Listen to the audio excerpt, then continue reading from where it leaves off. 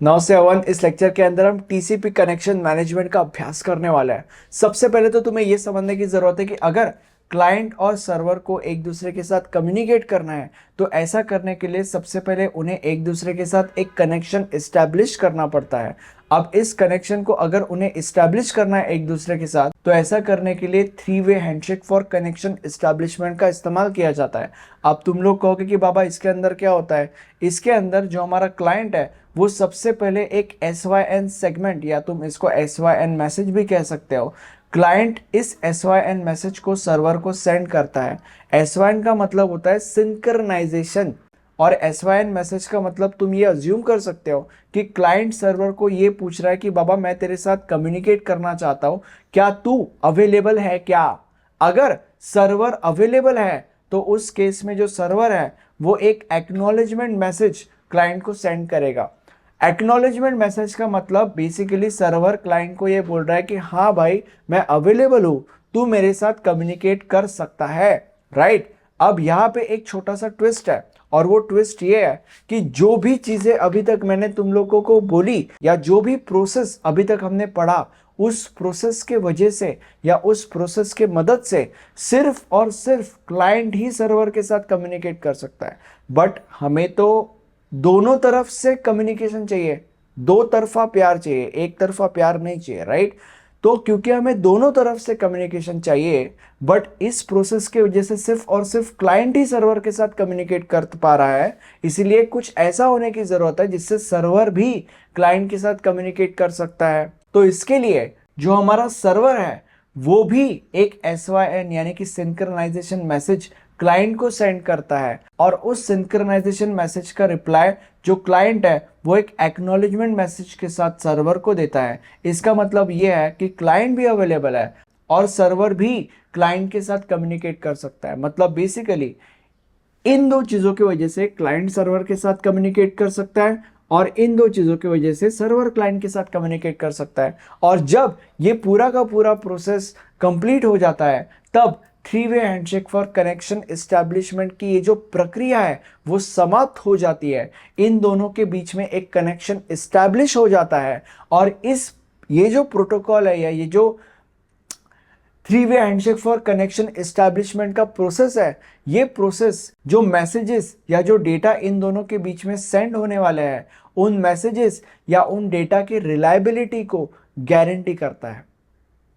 ठीक है, तो बेसिकली ये सीन है। अब यहाँ पे तुम्हें एक छोटी सी चीज समझने की जरूरत है और वो छोटी सी चीज ये है कि ये जो सर्वर है, जब ये सर्वर एक एक्नॉलेजमेंट मैसेज क्लाइंट को सेंड कर रहा होता है तब वो उस एक्नॉलेजमेंट मैसेज के साथ साथ एक विंडो साइज भी सेंड करता है।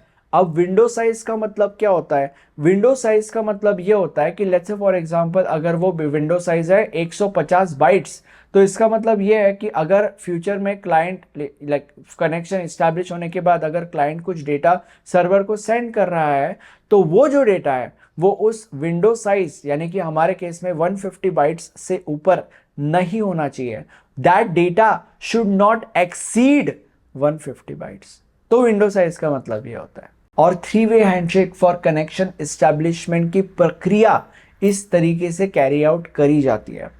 अब एक छोटे से ब्रेक के बाद हम हमारे लेक्चर को आगे बढ़ाएंगे टू 3-वे हैंडशेक फॉर कनेक्शन टर्मिनेशन के ऊपर।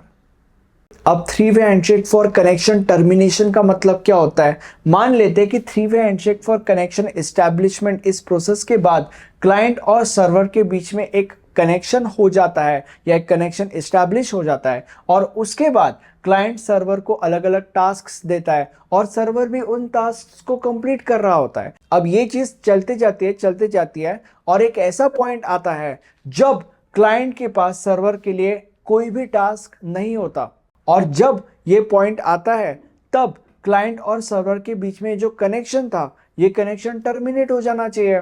ठीक है, तो ऐसा क्या है या ऐसा वो कौन सा प्रोसेस है जिसके वजह से क्लाइंट और सर्वर के बीच में जो कनेक्शन एस्टैब्लिश हुआ है ये कनेक्शन टर्मिनेट हो जाए?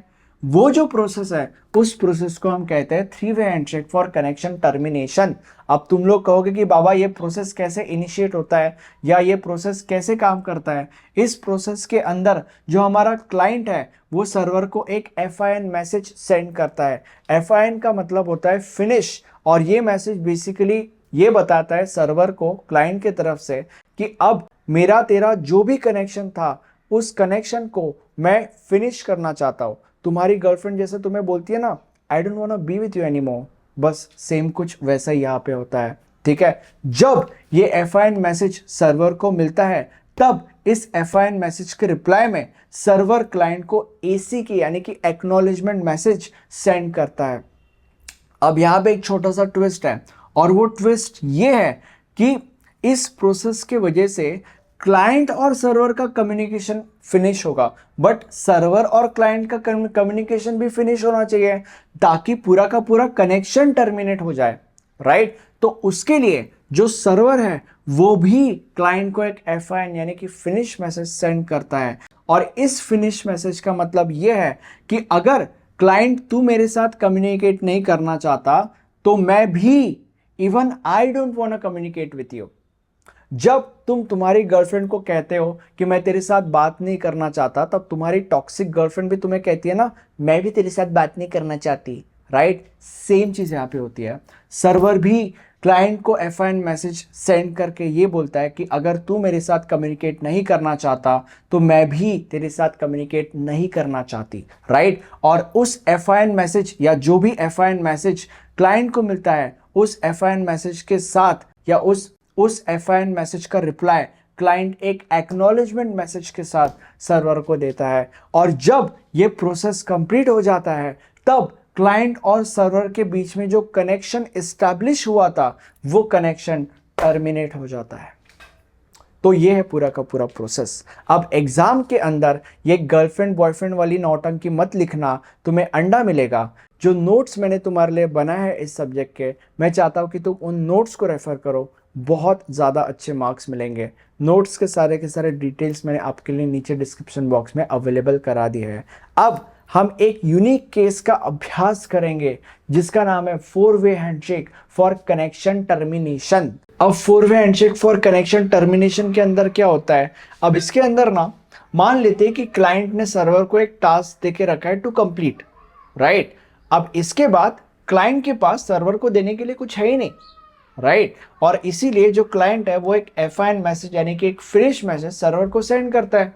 अब हमारा जो सर्वर है वो इस FIN मैसेज का तुरंत एक एक्नॉलेजमेंट मैसेज के साथ रिप्लाई करता है, ठीक है। अब यहाँ पे क्या हुआ था, यहाँ पे सर्वर ने एक्नॉलेजमेंट मैसेज के साथ फिनिश मैसेज भी सेंड किया था क्योंकि सर्वर को भी क्लाइंट के साथ कम्युनिकेट नहीं करना था। बट यहाँ पे सर्वर ऐसा नहीं कर सकता, और ऐसा क्यों, ऐसा इसीलिए क्योंकि जो टास्क क्लाइंट ने सर्वर को देके रखा है वो टास्क अभी तक खत्म नहीं हुआ है, वो टास्क अभी भी चल रहा है। तो इसीलिए इस फिनिश मैसेज का रिप्लाई जो सर्वर है वो एक्नॉलेजमेंट मैसेज के साथ तुरंत ही कर देता है, बट वो इस एक्नॉलेजमेंट मैसेज के साथ फिनिश मैसेज नहीं सेंड कर सकता क्योंकि जो टास्क उसको क्लाइंट के द्वारा दिया गया है वो टास्क अभी तक फिनिश नहीं हुआ है, राइट। बट इस प्रोसेस के वजह से अब क्लाइंट सर्वर के साथ कम्युनिकेट नहीं कर सकता, ठीक है। अब जब जो टास्क सर्वर को दिया गया है क्लाइंट के द्वारा वो टास्क जब खत्म हो जाता है तब उसके बाद सर्वर क्लाइंट को एक FIN यानी कि फिनिश मैसेज सेंड करता है, और उस फिनिश मैसेज का रिप्लाई क्लाइंट एक एक्नॉलेजमेंट मैसेज के साथ करता है, और इस प्रोसेस के बाद क्लाइंट और सर्वर का जो कनेक्शन एस्टैब्लिश था वो कनेक्शन टर्मिनेट हो जाता है, ठीक है। तो बेसिकली ये एक यूनिक केस था जिसको हम कहते हैं 4-वे handshake for connection termination. Thank you so much.